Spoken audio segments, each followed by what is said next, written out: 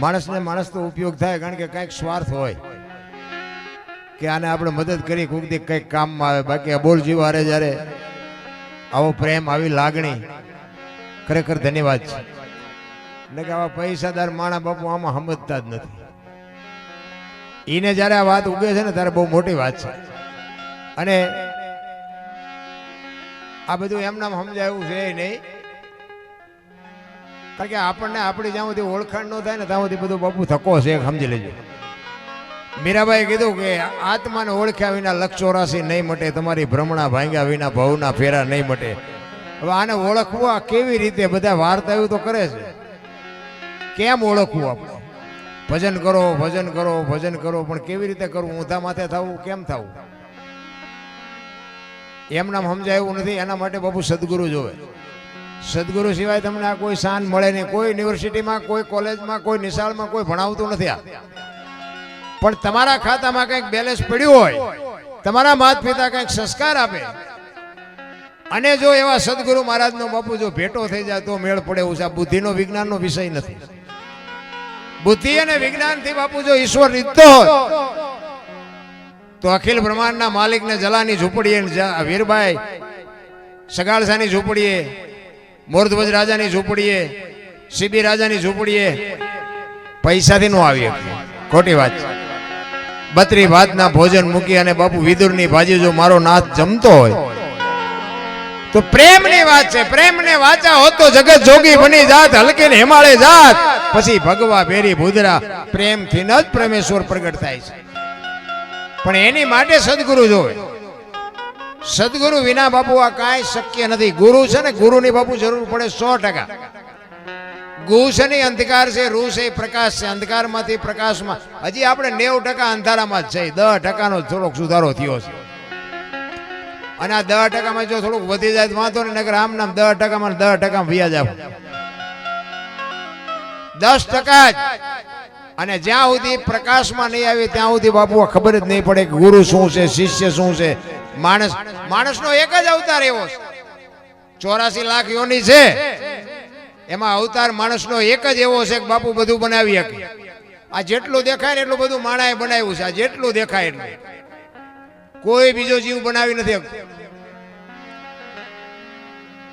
તો માણસની બુદ્ધિ કેટલી? તો ઈશ્વરને મેળવવો એ કઈ મોટી વાત હતી, પણ કરવું નથી. મુદ્દો ઈ છે, હાલતું થવું નથી. મુંબઈ આપણે જોવું છે, મેળ ન પડે ભાઈ. મુંબઈનો રસ્તો બાપુ સદગુરુ બતાવે કે અહીંથી અહીં જા, અહીંથી અહીં જાય તો વહેલું મોડું મુંબઈ આવે. પણ અહીં બેઠા બેઠા કહે મુંબઈ આવશે, મુંબઈ આવશે, બાપુ જિંદગીમાં ન આવે. એમ સદગુરુ કે ઈ શબ્દ ઉપર ભરોસો હોય. સતગુરુ છે ને, સતગુરુ આપણા ઈ 7મા ગુરુ છે. 7મા 6 ગુરુ આપણે ગયા પહેલા 1 2 3 4 5 6 પછી 7 આવે ને. સતગુરુ 7મા ગુરુ છે. પેલો ગુરુ કયો છે? તમારો અને મારો બાપુ આ દુનિયામાં જન્મ આપે ને જનેતા છે તમારી મારી જે માં છે. જોકે અત્યારે બાપુ મા બાપ જ કોઈને ગમતા નથી.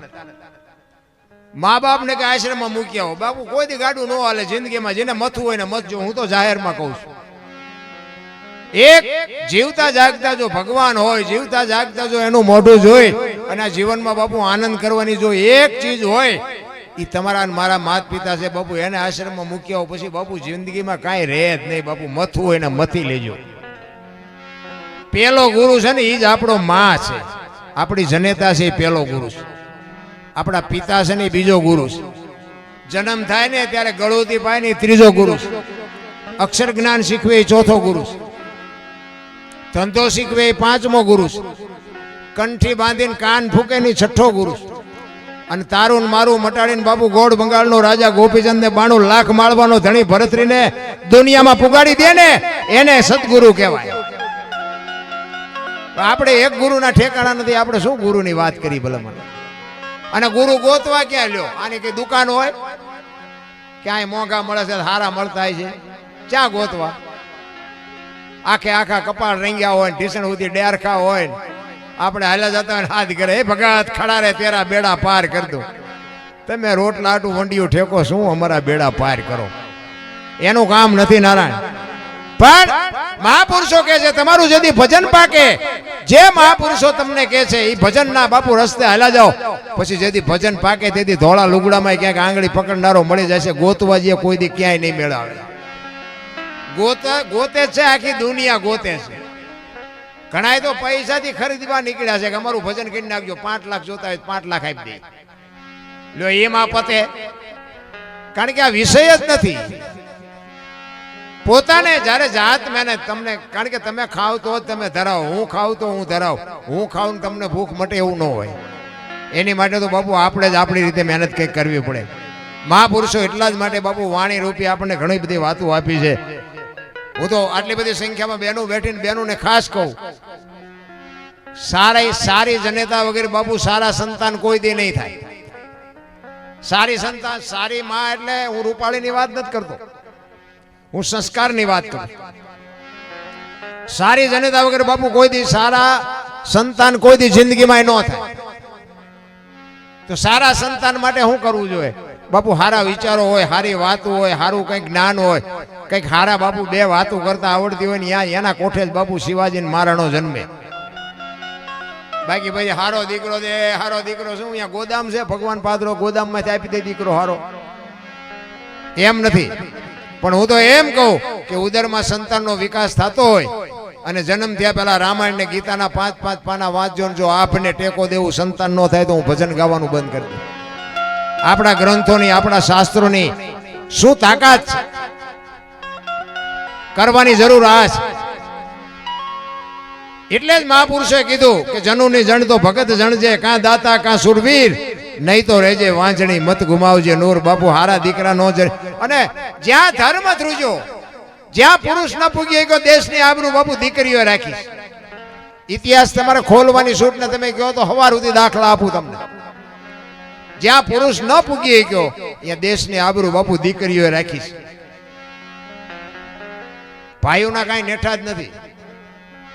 પણ અત્યારે મારી એક જ ભલામણ છે, હું તો ગમે ત્યાં જાઉં ને, હું તો ભલામણ એક જ કરું છું કે મા ને બાપ ને બાપુ સાચવજો. મા બાપ જેવા ભગવાન બાપુ, તમે ભગવાન ને માતાજી ને પિતાજી ને બધું છે ને એ બધું પછી છે. પેલી મા ને પેલો બાપ છે. મા ને બાપ ને બાપુ બેટે સારો રોટલો દેજો, જિંદગીમાં કોઈ દી મોળો દી ન ઉગે, આપણી ગેરંટી. મા ને બાપ બસ આને સાચવો, વ્યસનથી થોડાક આઘાર્યો અને કુટુંબ પરિવારની એકતા રાખો. બસ હું કોઈ નથી કહેતો કે માંડવા નાખો ને કથાયું કરો ને ભજન કરો ને મંદિર બનાવો ને પ્રતિષ્ઠાયું કરો ને, કાંઈ કરવાની જરૂર નથી. રામ અરે આપણી માં ને આપણા બાપ ને પગે લાગીને દુનિયામાં જાઓ. સવારમાં નીકળો બાપુ, આખી દુનિયામાં ક્યાંય પગે ન લાગવું પડે, આપણી ગેરંટી. બાપુ લખવું હોય તો લખી લેજો. બાકી કોઈ દી બાપુ છે માના બાપના કાળજા જેને બાળ્યા છે ને એને બાપુ બંગલા હોય તો ભલે, ગાડીઓ હોય તો ભલે, મોટા પ્લેન ઉડાડતા હોય તો ભલે, એની અંદર બાપુ કોઈ દી શાંતિ ન મળે. માન બાપ જેવા બાપુ, હું તો મારે સતીશભાઈને અમે ઘરે આવ્યા પછી ખ્યાલ આવ્યો, એમના માતુશ્રી સ્વર્ગસ્થ થઈ ગયા, છતાંય આવું ભગીરથ કાર્યમાં પોતે સહભાગી થઈ અને કીધું, અને હું પણ રાજી થયો. ખરેખર માં આપણા 12 દિવસનો નિયમ છે. આપણું ગરુડ પુરાણ એવું કહે છે કે આત્મો નીકળે ને પછી 12 દિવસ સુધી આ ફરતો હોય, એની ચેતના છે ને આ ફરતી હોય. 12 દિવસ સુધી ધર્મરાજાના દરબાર ખોલતા નથી એવું કહે છે. તો એ માનો આત્મો બાપુ આજે આપણને બધાને નહીં જોતો હોય કે વાહ ખરેખર ધર્મનું કાર્ય કર્યું છે, ભગીરથ કાર્ય કર્યું છે. મારા સંતાનો એ બધાને આગળ હાલી ખવડાવવાનું, પીવડાવવાનું, રમવાનું, ઠેકવાનું, ભજનનું, આનંદનું, લોક ડાયરાનું. ખરેખર બાપુ એ માના આશીર્વાદ બાપુ તમારી મારી માથે એ અત્યારે આમ ખમા ખમા ખમા કરતી છે. માં ચેતના બાપુ તમારી મારી 12 દિવસ સુધી, 12 દિવસનો નિયમ એટલા માટે છે કે મા અને બાપે તમારી અને મારી માટે કાંઈક બાપુ સંઘર્ષ કર્યા હોય જીવનમાં. એટલે 12 દિવસનો એ નિયમ છે કે હું ગયા પછી મારા સંતાનો મારી પાછળ શું કરે છે. મેં એની માટે આટલું કર્યું, આટલું કર્યું, આટલા મકાન ને આટલો ધંધો ને આટલા પૈસા ને આટલું આ ને આટલું આ. મારી પાછળ કાંઈ કોઈ અબોલ જીવને કે કોઈ 5 નામ ભગવાનના કે ઈશ્વરના કાંઈ મારા સંતાનો કરે છે એ જોવા માટે જ બાપુ 12 દિવસ સુધી આત્મો બાપુ ફરતો હોય છે. અને આવા ભગીરથ કાર્ય જોવે ને બાપુ એ આત્માને સદગતિ મળે મળે ને મળે. સરસ કાર્ય આવા જ્યારે કરતા હોય ને ત્યારે બાપુ એવા સંતાનોને બાપુ દિલથી સલામ કરું છું. ખરેખર આવા સંતાનો તો બાપુ એવા મા બાપના જ્યારે સંસ્કાર મળે ને તારે, નકર છોકરો જ આડો ઉભો રહે, મારી માં હોય છે ને તમારે આવું કરવું છે, બધાય નડે. માં નો નડી હોય એની પરજા નડે. ખરેખર બાપુ ધન્યવાદ બાપુ. એવા સતીશભાઈ જેવા જ્યારે સંતાન, ખરેખર દિલથી સલામ કરું છું. ખાવું પીવું એ ભાગની વાત, મરી જવાનું છે એ વાતે પાકી, પણ એવા ભગીરથ કાર્ય કરતા કરતા બાપુ આ દુનિયા છોડી એટલે બાપુ કેવડો બાપુ એ આત્મો ભાગ્યશાળી ગણાય, કેવો એ પવિત્ર આત્મો હોય છે.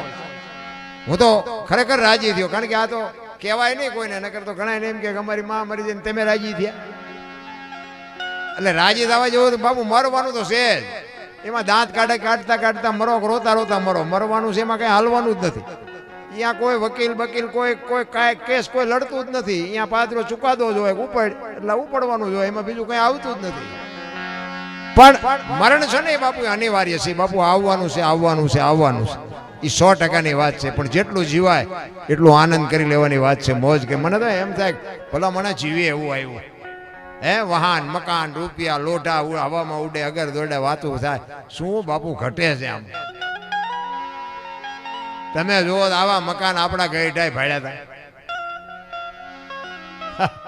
વરસાદ થાય તો આખા ઘરના બકડિયા લઈને રખડતા હોય, દંદુડિયું થતી હોય, એટલે હું ચારે એમાં આપણને મોટા કર્યા. બોલો અત્યારે તમે જુઓ તો હે વાહ વાહ વાહ વાહ, આમ તમે જો જળો મળો થાય, આમ એડિયાને દીવા કરી કરીને મરી ગયા. અરે જીવે એવું આવ્યું છે ભલા મને તો એમ થાય કાલ મરી જાય, જેટલું જીવાય એટલું મોજ કરો, કાંઈ વાતમાં છે જ નહીં. પાછી કોઈ વ્યવસ્થા નથી, ગમે એટલું ભેગું કર્યું હોય તો આઠાના ભેગા લઈ જાય એવી વ્યવસ્થા નથી. શું લેવા લોહી ઉકાળા કરવા દો? હિલોળા કરો ને, વાપરો ને, મોજ કરો ને, સારા ઠેકાણા આવા અબોલ જીવને આપો, મોજ કરો. કાંઈ ભેગું તો આવવાનું જ નથી, કોઈ દેવાના નથી. લઈ જાય એવા ઘણા છે, પણ વ્યવસ્થા જ નથી. અમુક છોકરાને ખાવાય નથી રવા દે એવા, પણ એ વ્યવસ્થા જ નથી. હા, જે આ છે ને એ, અને આ બધું જેટલું છે ને એટલું આપણે ચોકીદાર છે ભાઈ, માલિક નથી કોઈ. માલિક હોય તો ભેગું આવે, માલિક નથી. આ તો રિટાયર થાય ને છોકરા આવે, છોકરા રિટાયર થાય એના છોકરા આવે. આ બધું નોકરી જેવું છે, આમાં બીજું વાતમાં કાંઈ છે નહીં. મને તો એમ થાય કે હવામાં ઉડે એવો સમય મળ્યો છે. આપણા છોકરા કાજુ બદામની ઓગઠ કરે, બોલો આપણને પારલે નથી જડ્યું, એટલે જીવે એવું નથી. તો એ બધા રોવે જ છે, અમારી પાસે આ નથી, અમારી પાસે આ નથી. મરો નો હોય તો, અરે થીગડા ઉપર થીગડા દઈ દઈને મરી ગયા આપણા ગઈઢા. પગમાં હારું જોડું નથી જડ્યું, 2 ટાઈમ હારો રોટલો નથી જડ્યો, પણ બાપુ તોય નીતિ ન ચૂક્યા. અત્યારે તેમને કહું મૂક્યાનો માર્ગ નથી, હારા નકરું જુઠ્ઠું જ બોલે. અમારી પાસે કઈ છે જ નહીં, અમારી પાસે મરો કઈ ન હોય તો. એમાં બાઈક મોબાઈલ આવ્યો, આપણે હાલો ચા છો કે મુંબઈ છું, વંડી આડા ઉભા હોય, બોલો નકરા રાંગા મારે રહ્યા.